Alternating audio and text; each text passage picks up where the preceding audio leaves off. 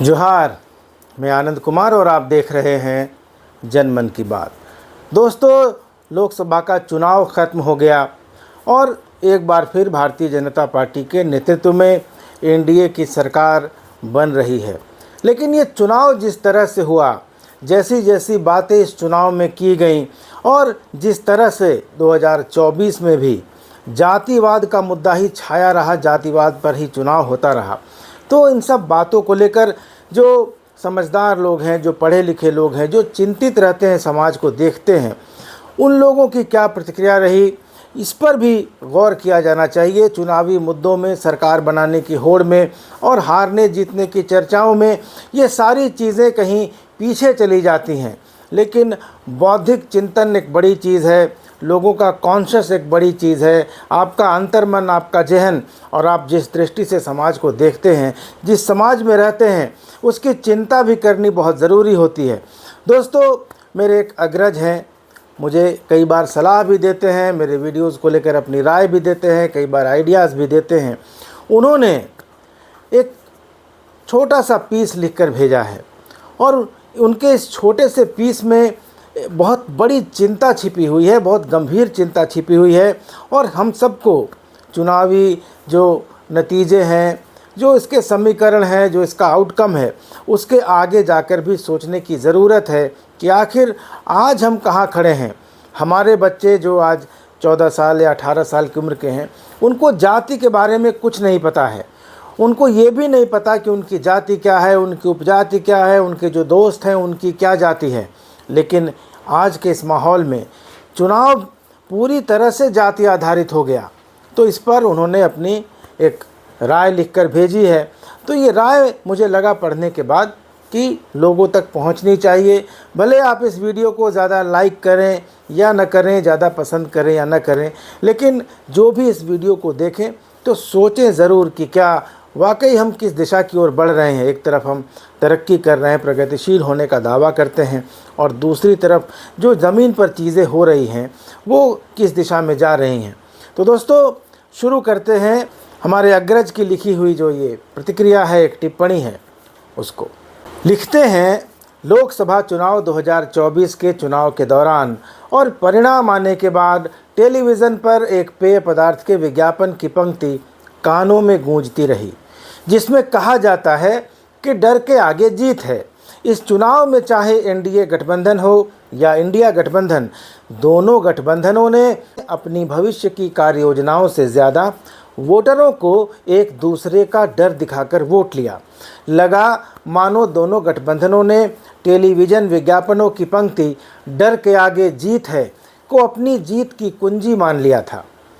प्रधानमंत्री नरेंद्र मोदी ने जैसे ही अब की बार 400 पार का नारा दिया, वैसे ही इंडिया गठबंधन वोटरों के मन में ये डर पैदा करने में जुट गया कि यदि एनडीए 400 पार हुआ तो संविधान बदल दिया जाएगा, आरक्षण खत्म कर दिया जाएगा। इंडिया गठबंधन द्वारा ये डर पैदा किए जाने की शुरुआत के बाद प्रधानमंत्री नरेंद्र मोदी ने भी अपनी चुनावी सभाओं में वोटरों को डराना शुरू किया। प्रधानमंत्री ने कहना शुरू किया कि इंडिया गठबंधन अगर जीता तो ओबीसी, एसटी और एससी का आरक्षण कम करके मुस्लिमों में बांट दिया जाएगा। प्रधानमंत्री नरेंद्र मोदी कांग्रेस के घोषणा पत्र की व्याख्या अपने तरीके से करते हुए ये डर भी फैलाने में लग गए कि इंडिया गठबंधन जीता तो बहुसंख्यक आबादी की संपत्ति सरकार अधिग्रहित कर अल्पसंख्यक समुदाय में बांट देगी। आज़ादी के 75 वर्षों बाद हो रहे चुनाव में वोटरों से अपनी उपलब्धि और कार्य योजना के आधार पर वोट मांगने की जगह डर पैदा करके वोट मांगने और वोट मिलने से कई सवाल खड़े हो रहे हैं। इन सवालों पर मंथन और उसके निहितार्थ को समझना समय की मांग है। डर पैदा करने के अलावा 2024 के चुनाव के दौरान जिस तरीके से नेताओं ने समाज को आगे ले जाने की जगह पीछे धकेला, वो भी चिंतनीय है। एक समय था जब पूरी चुनावी बिसात जाति, धर्म और समुदाय के समीकरणों पर बिछाई जाती थी। यही वजह थी कि जाति धर्म और समुदाय आधारित क्षेत्रीय पार्टियों का उदय देश ने देखा था। जाति धर्म और समुदाय के आधार पर खंडित समाज के दुष्परिणाम का भी खामियाजा हमने अतीत में भुगता है। धीरे धीरे लगने लगा था कि शिक्षा के प्रसार के कारण जाति धर्म और समुदाय के बंटवारे को लोगों ने नकारना शुरू कर दिया है। जनता के बदलते रुख ने नेताओं और पार्टियों को भी अपनी रणनीति बदलने को मजबूर किया। दलों का काम है वोट बढ़ाने के लिए हर उपलब्ध हथकंडे का इस्तेमाल करना। समाज के शिक्षित और जागरूक वर्ग की जिम्मेवारी है समाज को जागरूक करना। कहीं ऐसा न हो जाए कि राजनीति का मकड़जाल समाज को आगे ले जाने की जगह पीछे धकेल दे। जाति धर्म और समुदाय के आधार पर समाज के विभाजित रहने का दंश हम झेल चुके हैं। राजनीतिक दल अपना हित साधने के लिए हर दांव चलेंगे। समाज के शिक्षित और जागरूक वर्ग की ये जिम्मेवारी है कि वे समाज का हित साधने के लिए लोगों को इस बात के लिए प्रेरित करें कि वे दलों और नेताओं के समाज को जाति धर्म और समुदाय के आधार पर बांटने के प्रयास को विफल करें। समाज जागरूक नहीं हुआ तो वोटरों को यूं ही डराया जाता रहेगा, वोट लिया जाता रहेगा। जाति धर्म और समुदाय के आधार पर वोट लेने से सिर्फ दलों के सीटों की संख्या बढ़ने तक बात सीमित नहीं रहती है। इससे समाज के विभिन्न जाति धर्म और समुदाय के बीच ध्वस्त हो चुकी दीवार के दोबारा खड़े होने का खतरा है। ऐसे खतरों से दूर रहना चाहिए। हमें आगे बढ़ने की जगह पीछे नहीं जाना चाहिए। चुनाव संपन्न हो चुका है।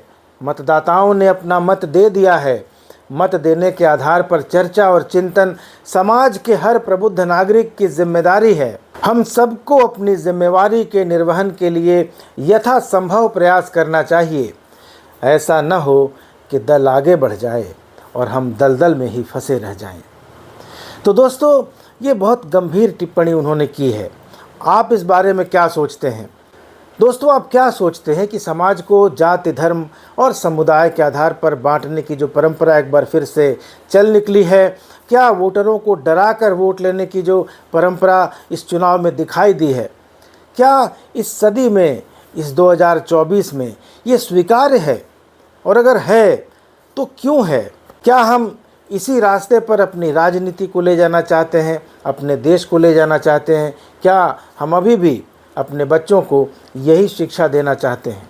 अपनी राय ज़रूर दीजिएगा। चैनल को सब्सक्राइब कर लीजिएगा। अगले वीडियो में मिलेंगे, तब तक इजाज़त दीजिए। धन्यवाद। नमस्कार।